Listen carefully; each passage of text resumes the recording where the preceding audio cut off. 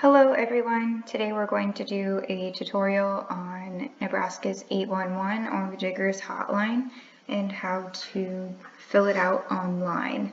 Now Diggers Hotline is a super important hotline. It is a free hotline as well, and you call the number or you go onto the website as long as you have an account with them, and you fill out all this information, and people will go out and survey your property or the property that the landscape's getting installed at, and they will locate all of the utilities that are on the property.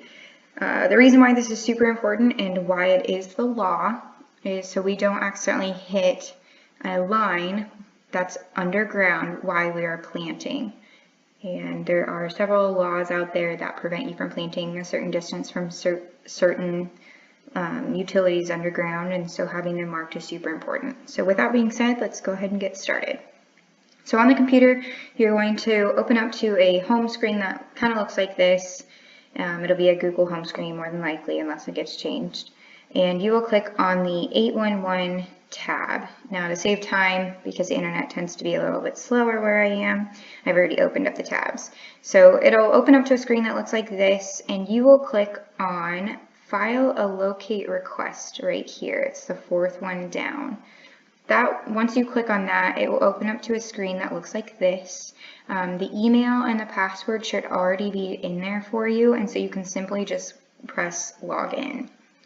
And once you press login, it'll open up to a new screen, and it'll look like this. And you'll click on Submit a Locate Request right here. It's the second one on the top side there. Then that screen will open up onto this page. This is just more general information. It's basically saying who the account is through. This is my personal account, so my name shows up there. It shows who I'm with, and then the address that we're located out of, and all that fun stuff. And then you would click Next Step here. Once you click Next Step, it takes you to this screen, which is the contact information of the person who's filing the ticket. So if this is my client, then it would go under me. If you're doing it at the retail shop, it'll go through Angie, which is totally fine. The excavation information, this part will actually fill out together. So the purpose of the excavation will actually literally be planting. You are planting a landscape, so you'll just type in planting. You'll notice that things come up down at the bottom, like planting a bush, planting a garden, planting a shrub, planting a tree. You don't have to do that if you don't want to, and that's totally fine. So then the next one would be the work is going to be done for, and if you click on it, it tells you, which is super helpful. The work will be done for, we're going to use my example from Google Calendars when we were making an appointment, and we're going to say doe. Then you can press the tab button, which is super helpful, or you can take your mouse and click on this drop-down box where it says horizontal boring, and you will click no for this. It will always be no. Unless we are installing irrigation, which is something we don't do, you will always click no for horizontal boring. We do not use explosives, so you can click no. And is the excavation area white lined? No. Those three will always be no. There are no exceptions unless otherwise noted. The depth will always be 3 feet. You can either click the down arrow or you can type in 3 and it will show up for you. And you can click elsewhere on your screen and the 3 feet will remain. This 3 feet will change depending on what the designer has noted for you. If not, they don't say anything or something like that, just put 3 feet to save time. The next part you're going to do is click the Next Step button, and it will take you to a screen that looks like this. There's nothing that shows up here because you have to enter it in. So Jane Doe lives in Lancaster County, so you can click on this down arrow and type in Lancaster. Look at that, it pops up for me right when I type the L, and you can hit tab, or you can click elsewhere. Then the city, you'll click the drop down box. Bear with me, my internet's being slow, and you'll type in Lincoln. Once again, it auto-populates for you and you can click on it. Then it's going to be in the city limits 90% of the time. If not, and you're not sure, just ask and somebody can find out, or you can put the U for unknown. So we're going to say that it is because she is. Now here, you'll only do the house number. So if she lives at 4420 Lucille Drive, you will only be putting in the 4420. And it gives you an example right here for you. So just follow the example if you're not sure. Now the dig street is going to be where it's actually located. So you'll type in Lucille. And it's going to populate some stuff down below. It usually does, but it didn't this time. So you'll just do Lucille Drive because that's where we know she's going to be at. You don't need to put anything for the nearest street unless it's like a super complicated marker for some reason. Then the marking instructions, and it's not going because it didn't there it goes. Okay. The marking instructions is going to be dependent on where the landscape is being installed. So in her appointment, we had decided she was looking for advice for her front yard, but she decided to do her entire property.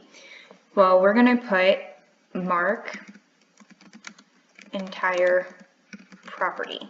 That means that the people who are marking her landscape or marking for her utilities will go around the entire landscape. Now, if she had decided to only do the front yard, then you would say front yard only. Or if she wanted to do the backyard, you would do backyard only.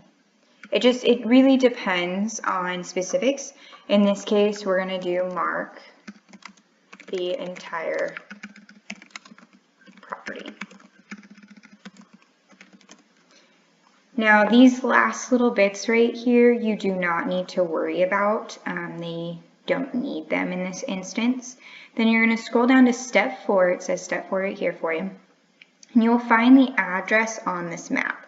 So this address is, here's Lucille Drive, and then here is the 4420.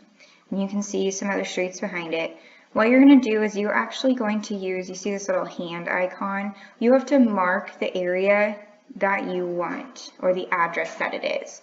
So we're going to quickly mark this. You'll see a purple line come up, and the hand icon responds every time you click by closing, which is super helpful. So I have one more line to draw before I end. You'll see the hand icon look like it has a finger, like it's pointing when I go over this icon. See how it changes? And you'll just click there, and you are done drawing. You'll scroll down to the bottom, and you will look here at the start date information, and it gives you a calendar, which is super helpful. So today's date is Thursday, February 21st, and general rule of thumb when you fill out a one call is it's 3 days from the marking, or from the computer date before they can get out to mark. And it's usually 3 business days. In this case, they have 1 business day and then 2 days for the weekend, which is totally fine.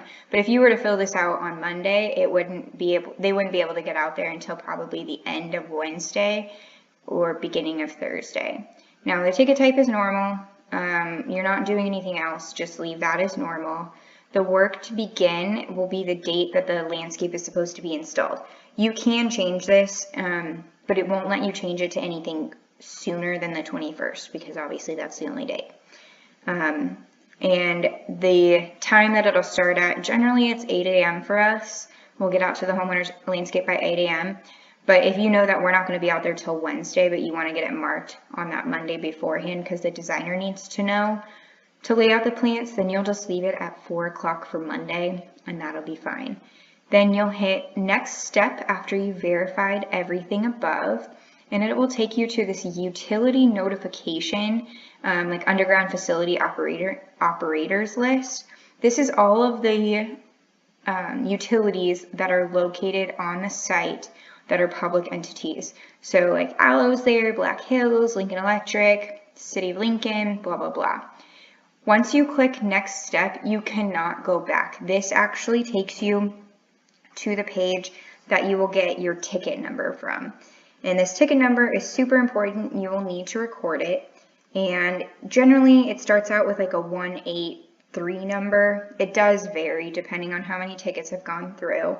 You need to write down that ticket number, the date you submitted it, and the time. This comes back to being super important when we need to look up the one call later on if we missed it or it didn't go through or something like that. It's just really helpful to have. and you have been taught already where to put that ticket number. It will be on the general sales sheet above the black box on the right-hand side, excuse me. If you have questions, ask the manager on staff. If you don't understand what the designer is saying by the address, get a hold of the designer or see if you can figure it out yourself. If you have any questions, like I said before, just ask. Hopefully that saves you some time and teaches you how to submit a one call. Thanks, guys.